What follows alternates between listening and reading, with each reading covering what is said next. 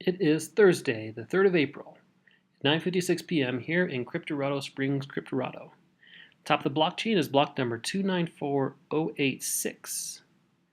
And the Merkle root of this blockchain starts with 88E8F459E7. Let's follow some Bitcoin. So, one of the things that people started doing a few months ago is looking at some of the more interesting transactions in the blockchain. One of these happened to be a particularly large address, the 1933 PHFH address. At one point it had 111,000, 114, some odd Bitcoin in it. It still has 0.2 millibitcoins in it because some people just like to send money to random addresses.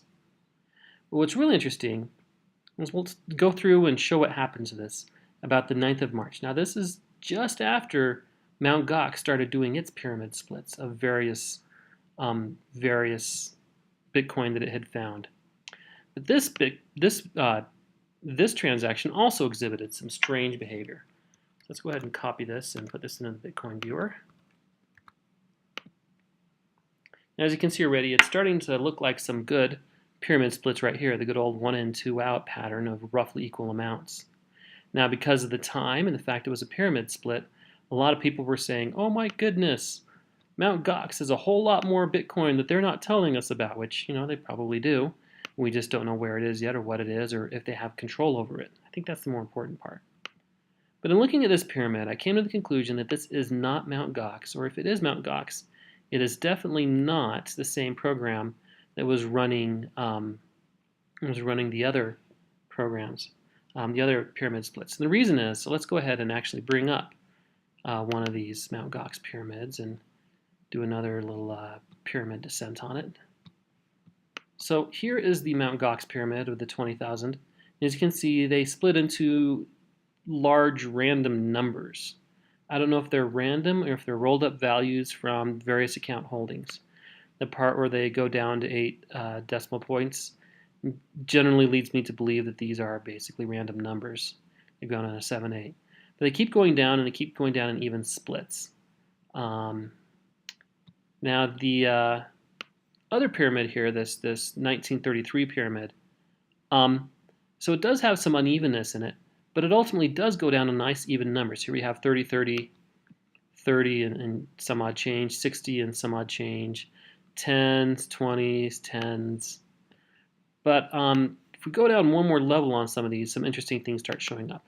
This is a 1 in 10 out transaction.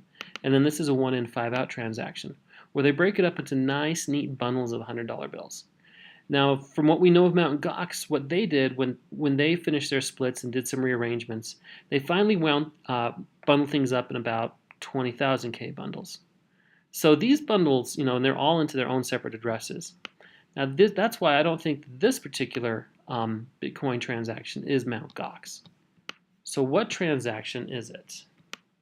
So let me go ahead and clean this up. Transaction outputs. Transaction outputs. Yeah, that one didn't like it. You gotta figure out why that one is grumpy. Probably because of something down here. Anyway, so this transaction, if we go to the addresses, ultimately it's this one. There's 119. I'm not going to expand these inputs because it gets really hard to look at. But if you look at the address, this 1933, what's interesting is back in October, someone did some analysis, and they thought that this was Dread Pirate Robert money. And so their argument was that this address, 1LNDL, is one that he accidentally leaked out to say that, hey, this is some of my money. Now, of course, Dread Pirate Roberts used much more than one address. But that is one that they've been able to prove with some level of reliability. So let's go ahead and add some of these transaction changes that he thinks. So here's the Dread Pirate Robert address. And let's see, 1BG. And then 12H. Add 1EG9. Add that.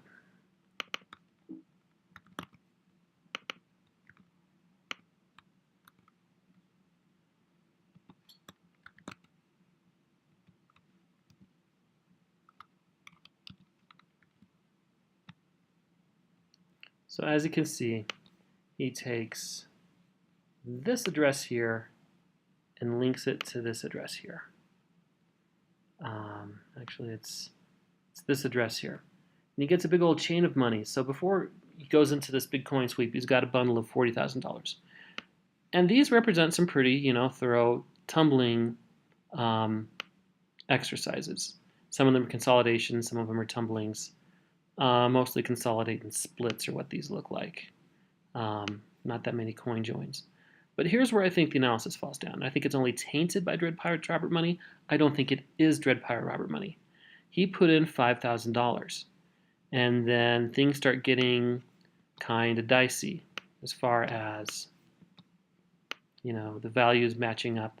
So either this, this might be a really good tumble, but this also kind of actually fits into some pretty decent spend transactions of someone outside of Dread Pirate Roberts who might have had some of this going on. It could entirely be legitimate money at this point if you ignore the 6-7 step removal issues. So this money, this old 1933 PHF whatever wallet, it's interesting, but I don't think it's Dread Pirate Roberts. I think it's probably held in the hands of some legitimate investor who has probably had to answer to some government agency that says, yes, this is mine, it's clean, stay out of my business. So just a reminder, I do have tip jars either on the sidebar if you're reading this on the blog or in the description of the video. However, I work on two currencies. I work on the currency of cryptocurrency. I also work on the currency of attention. And attention is, of course, the more scarce resource in this information age. So if you like these videos, if you like what I'm doing, if you want to hear more of these, there's a couple of things you can do. You can follow this blog. You can subscribe to this channel on YouTube. You can follow my Twitter account, twitter.com/cryptocrumb.